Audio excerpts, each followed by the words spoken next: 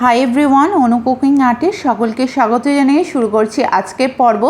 বন্ধুরা, বোঝা যাচ্ছে কি যে এটা দোকান থেকে কেনা হয়েছে না বাড়িতে বানানো হয়েছে? এক পিস আমি তুলে দেখাচ্ছি, দেখুন কতটা সুন্দর হয়েছে। কাঁচা আমের আমসত্ত্বটা দেখুন কতটা সুন্দর হয়েছে। আজকে আমি শেয়ার করব কাঁচা আমের আমসত্ত্বটা খেতে কিন্তু আমরা সকলেই ভালোবাসি, সেটা বাচ্চা হোক বা বড়। তো আজ আমি রোদে দেওয়ার ঝামেলা ছাড়াই আমসত্ত্বটাকে বানাবো। আর এই আমসত্ত্বটা আপনারা সারা বছর জুড়ে সংরক্ষণ করে রাখতে পারবেন। যে সকল বন্ধুরা চ্যানেলে নতুন তারা প্লিজ চ্যানেলটিকে সাবস্ক্রাইব করে আমার পাশে থাকবেন। সর্বপ্রথম 1.5 কেজির মতো আম নিয়েছি।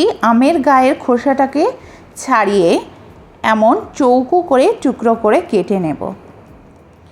আমরা অনেকেই ভাবি শুধু মাত্র পাকা আম দিয়েই আমসত্ত্বটা বানানো হয়, কিন্তু আমি কাঁচা আম দিয়ে দোকানের মতো আমসত্ত্ব তৈরি করে দেখাবো। এইবার একটি কড়াই নিয়ে নেব এবং যে পরিমাণ আম নেবেন সেই অনুপাতে জলটা দেওয়ার চেষ্টা করবেন, যেন আমটা সিদ্ধ হওয়ার পর জলটাকে না ফেলতে হয়। জলটাকে দিয়ে দেব এবং আমগুলোকে জলের মধ্যে দিয়ে ঢাকনা লাগিয়ে সিদ্ধ হতে দেব।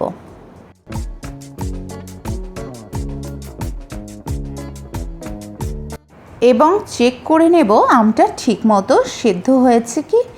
আমটা খুব ভালোভাবে সিদ্ধ হয়ে গেছে। এইবার একটি হ্যান্ড হুইস্কারের মাধ্যমে আমটাকে একটু ঘেঁটে দেব।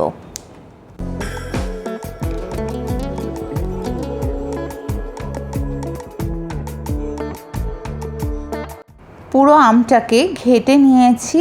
এইবার আমটাকে ছেঁকে আমের যে পিউরি সেটা বার করে নেব। তার জন্য এমন একটি স্ট্রেনার চুপড়ির মাধ্যমে এবং অল্প পরিমাণে পিউরি স্ট্রেনারের মধ্যে দিয়ে হ্যান্ড হুইস্কারের মাধ্যমে একটু ঘুরিয়ে নিলেই নিচে খুব সুন্দরভাবে আমের পাল্পটা জমা হয়ে যাচ্ছে। কাঁচা আম সিদ্ধ করার পর আমের পিউরির কত সুন্দর কালার এসেছে দেখুন। এখানে সব পিউরিগুলো বার করা হয়ে গেছে। আমসত্ত্ব মানেই কিন্তু খুব সুন্দর একটা কালার, এবং সেই মিষ্টি কালারটা আনার জন্য এখানে চিনির ক্যারামেল তৈরি করে নেব।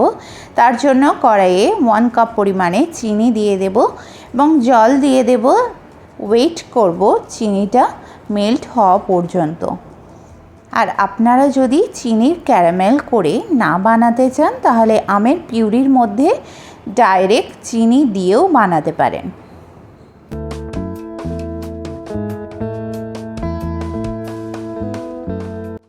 সমস্ত চিনি এখানে গলে গেছে এবং খুবই সুন্দর একটা কালার চলে এসেছে। এবার ভালো করে নেড়ে নেব। দেখুন ক্যারামেল আমার একদম রেডি। এর থেকে বেশি ক্যারামেলটাকে জাল করলে ক্যারামেলটা পুড়ে যাবে, ফলে আমসত্ত্বটা খেতে তেতো লাগবে। এই সময় আমের পাল্পটাকে দিয়ে দেব এবং ক্যারামেলের মধ্যে ভালো করে মিশিয়ে নেব। যেহেতু কাঁচা আমের আমসত্ত্বটা বানাচ্ছি তাই কিছু মশলাও অ্যাড করে নেব। ভালো করে একটু নাড়িয়ে দেব ক্যারামেলের সঙ্গে এবং দিয়ে দেব একটু লবণ, চামচ পরিমাণে লঙ্কার গুঁড়ো ও একটি তেজপাতা। কাঁচা আম টক টক, তার সঙ্গে মিষ্টি পড়েছে এবং সঙ্গে ঝাল হলে খেতে অনেক মজা লাগবে। তবে আপনারা চাইলে এখানে চিলি ফ্লেক্সও ব্যবহার করতে পারেন। আর যদি মনে করেন ঝালটাকে অ্যাভয়েড করবেন তাহলে ঝাল না দিলেও হবে। এইবার ভালো করে মিশিয়ে নেব এবং ঘন করে নেব। যত বেশি এইভাবে নাড়ব তত সুন্দর কালার আসবে। দেখুন একদম আমসত্ত্বরের মতো কালার চলে এসেছে।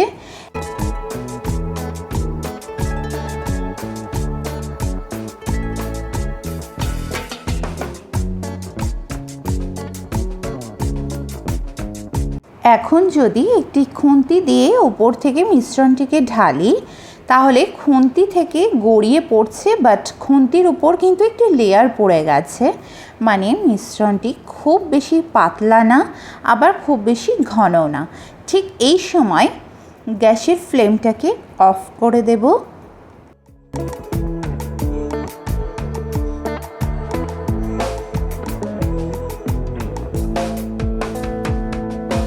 আমসত্ত্বটা আমি থালাতে শুকাতে দেব, তার জন্য থালা নিয়েছি। এর উপর সর্ষের তেল দিয়ে থালার চারিপাশটা ভালো করে স্প্রেড করে নেব।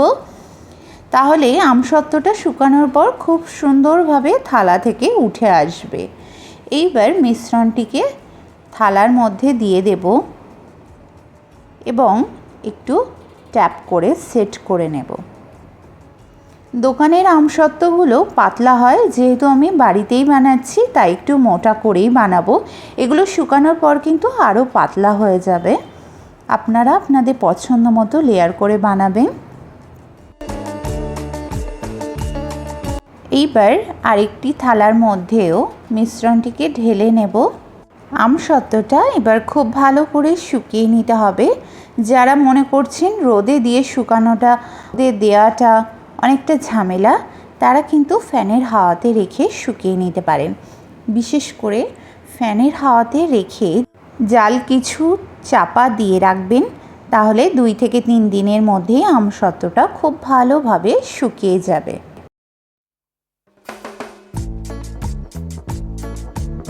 দুই রাত বন্ধুরা আমি ফ্যানের নিচে রেখেছিলাম, তো দেখুন কত সুন্দরভাবে শুকিয়েছে আমসত্ত্বটা, আর কত সুন্দর লাগছে দেখুন। এবার একটি ছুরির মাধ্যমে ধারগুলোকে একটু ছাড়িয়ে দেব।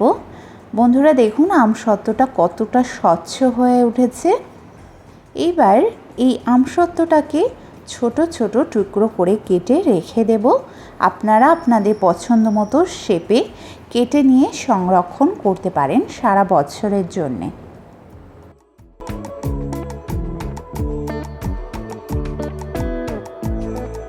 বন্ধুরা দেখতেই পাচ্ছেন আমসত্ত্বটা কত সুন্দর হয়েছে। দোকানের আমসত্ত্বের থেকে কোনো অংশে কিন্তু কম নয়। তো বন্ধুরা ভিডিওটি যদি হেল্পফুল হয়ে থাকে তাহলে প্লিজ একটি লাইক ও কমেন্টের মাধ্যমে আমাকে জানাবেন। রেসিপিটি প্লিজ আপনার রিলেটিভের সঙ্গে শেয়ার করবেন। চ্যানেলে নতুন বন্ধু হয়ে থাকলে প্লিজ সাবস্ক্রাইব করে আমার পাশে থাকবেন। সকলে সুস্থ থাকবেন, ভালো থাকবেন। ধন্যবাদ।